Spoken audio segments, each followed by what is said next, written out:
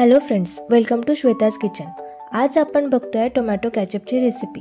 हा tomato ketchup लहानांपासून ते मोठ्यांपर्यंत सगळ्यांनाच फार आवडतो आणि समोसा ते फ्रेंच फ्राईज, सँडविच ते रोल अशा प्रत्येक डिशसोबत खाल्ला जातो। आज आपण हाच टोमॅटो केचप घरच्या साहित्यात विदाऊट एनी प्रिझर्वेटिव्ह आणि फूड कलरचा वापर न करता बनवणार आहोत। तर चला बघूया ही रेसिपी। टोमॅटो केचप म्हटलं तर पहिली गोष्ट लागणार ते म्हणजे टोमॅटो। इथे छान लाल असे मीडियम साईजचे 5 ते 6 टोमॅटो मी घेतले आहेत। आता यांचे मोठे मोठे काप करून घेऊया।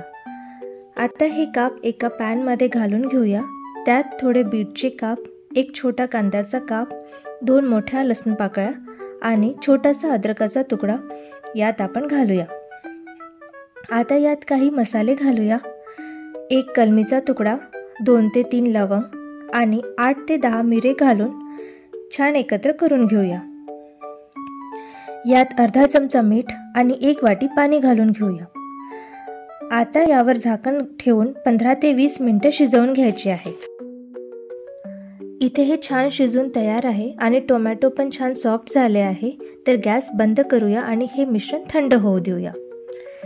इथे हे मिश्रण थंड झाले आहे। यातला कलमीचा तुकडा काढून घ्यायचा आहे आणि मिक्सर पॉटमध्ये घालून याची प्युरी तयार करून घेऊया। आता सेम पॅनमध्ये ही प्युरी एका मोठ्या चाळणीने गाळून घेऊया। याने टोमॅटोचे बीज आणि साल वेगळे होईल, ज्याचा वापर तुम्ही एखाद्या भाजीमध्ये पण करू शकता। आता या प्युरीला पुन्हा 5 ते 10 मिनिटे शिजवून घ्यायचे आहे।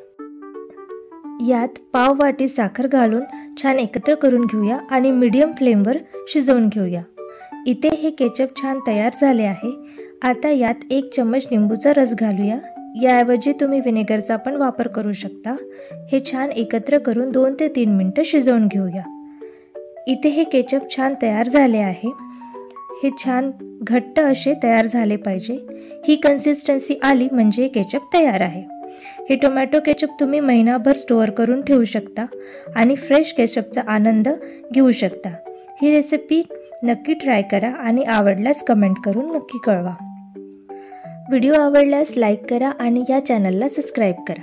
Thanks for watching.